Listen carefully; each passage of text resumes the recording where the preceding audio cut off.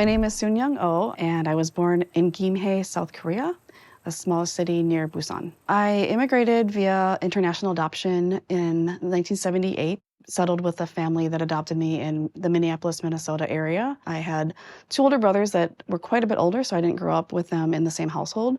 By the time I was 5, I think they had both moved out. So it's like I grew up like an only child. The neighborhood, the school, and the city I was in was, I don't know the exact statistic, but probably 99 to closer to 100% white. While I was growing up, I was always aware of being adopted. My parents talked with me freely about my adoption story. They told me as much as they knew from the paperwork that they had from the adoption agency. I think in terms of racial identity and what that really meant for me, that came up more as I got into my elementary school years. But it was just always a part of my story, knowing that I was from Korea. I was chosen. That's the way they explained it to me, to be a part of their family. Because I grew up in Minnesota, which has a large concentration of Korean adoptees, there were plenty of opportunities, I believe, for people to explore getting together with other families where there was an adopted child or children. I was one of many people that went to a Korean culture camp held in Minneapolis, Minnesota. I went there for most of my elementary school years.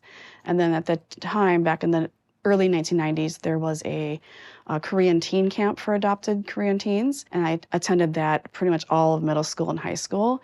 So that was really my only opportunity between adoption until end of high school, where I felt like I mingled more with the Korean culture a little bit. I got to know other Korean adoptees, and so every summer I saw them, and it was very much a part of how I navigated those years. I personally really liked going to camp. I was not resistant to it. I actually wanted as much as I could get from what was there. I really enjoyed being around other people who looked more like me, and I liked, trying to learn more about the Korean food and learning a little bit more about Korean culture in general. I think while I was growing up, I was very aware of my identity in terms of being an Asian, a Korean-looking person.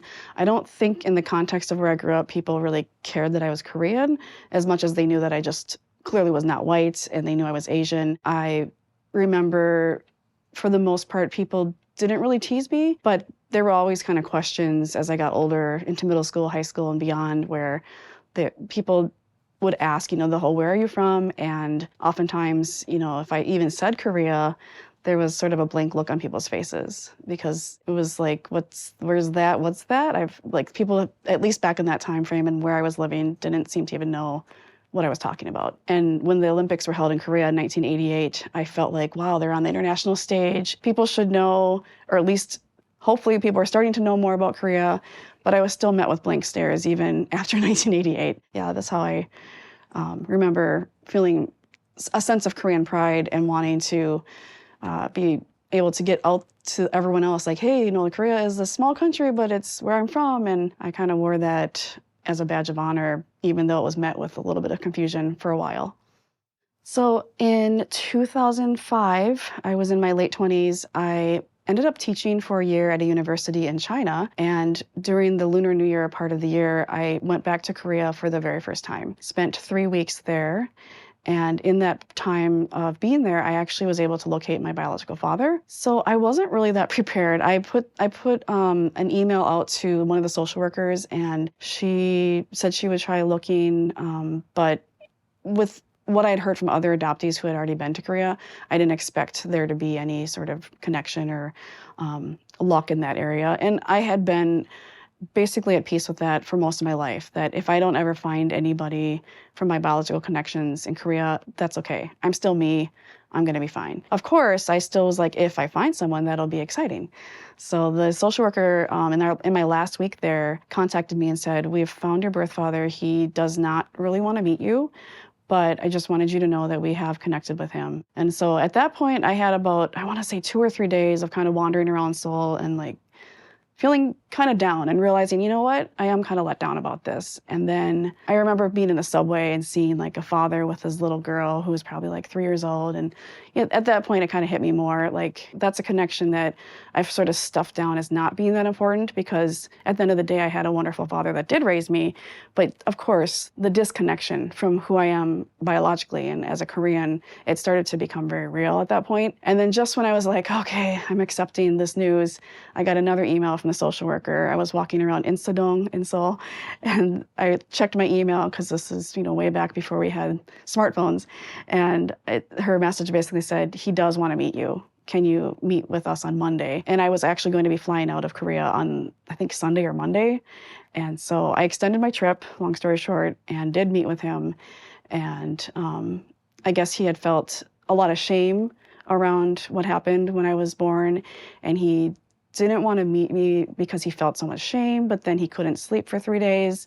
So he called a social worker, and then that's how I think he finally realized he wanted to meet me too. Subsequently, I've met with him 4 more times over the years since then. My most recent time was in 2016. At that point, I was married and had a child, so he was able to meet my family members too. I think for me, it just settled some questions in my mind. Meeting my birth father, I was able to get a better sense of what might have really happened around my birth and between my biological parents. There are still a lot of questions. I think most adoptees who meet biological family, they end up having even more questions and thoughts that go through their head. But for me, it did help get a lot more out of what was in the paperwork. The paperwork only says so much.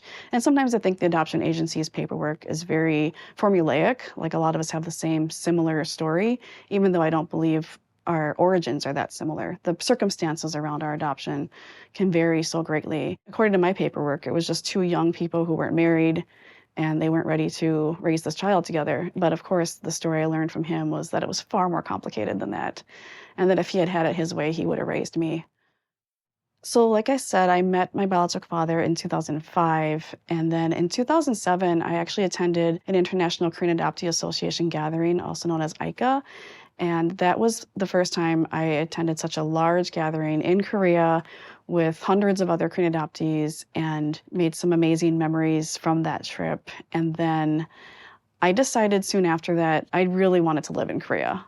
So even if it was just for a year teaching English, I really wanted to do that. So I did. And in 2008, I moved to Korea and I was there for 18 months. I met my husband in 2008 in Korea. He was also teaching English in Korea at the same time, not at the same school, but we met at a guest house near Gyeongbokgung Tower. It's close to there, and it's a guest house for Korean adoptees. So we met there at an event one day, and then because I found out he spoke Korean at an operable level, I was basically like, oh, we should be friends, so I can at least have maybe some extra help with translating at times where I felt I needed it. Not too long after hanging out, we started dating, and then within about a year, we were engaged and decided to head back to the USA. My husband is also a Korean adoptee.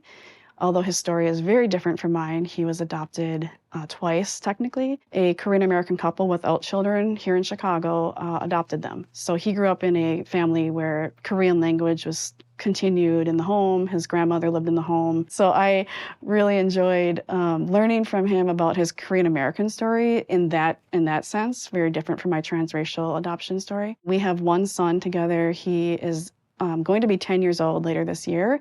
And I, as a parent, have felt very strongly that it's important to instill a sense of Korean pride, Asian American pride, knowing who you are, knowing where your parents come from to the best of our ability as adoptees, doing what we can from a young age with our child to really know who he is. So we were able to send him to a Korean immersion school in Minnesota for 5 years. So he has pretty operable basic Korean, which I'm very happy about. It was very fun as a parent and as an adoptee to witness him learning Korean at a young age and seeing it stick in his brain in ways that it just doesn't for mine.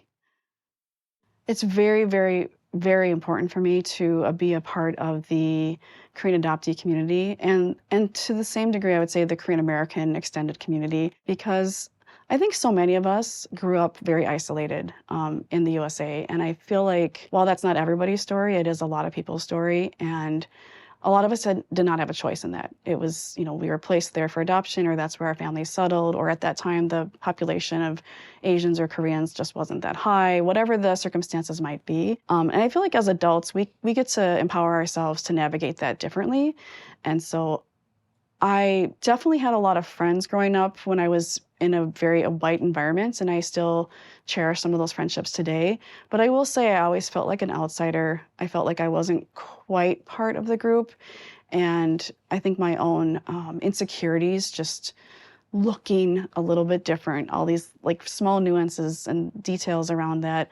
I was always the shortest in the group. People, when I was a kid, sometimes commented about my face and my nose being smaller. And, those things, they were never said, I think, in a really malicious way, but they impacted me. So even now in my 40s, I love being in my crowd of friends that are Korean adoptees. And it's not that I sit there and stare at our noses, but I just love the fact that we all have this shared ethnicity and we all look so different, but there's something comforting since I grew up with such a white environment. It's comforting to me to have that. I feel like it's just been instrumental for me in my happiness, honestly, and my mental health and well-being to make it a priority for myself and my family, my child, to be surrounded by our community. As my child continues to navigate this world, he'll realize more and more that, oh, I'm the only Asian or I'm the only Korean in this workplace or in this environment. So I just hope that as he continues to navigate his life, he will remember sometimes you just got to get out there. You've got to try your best. You've got to meet new people and not be afraid to be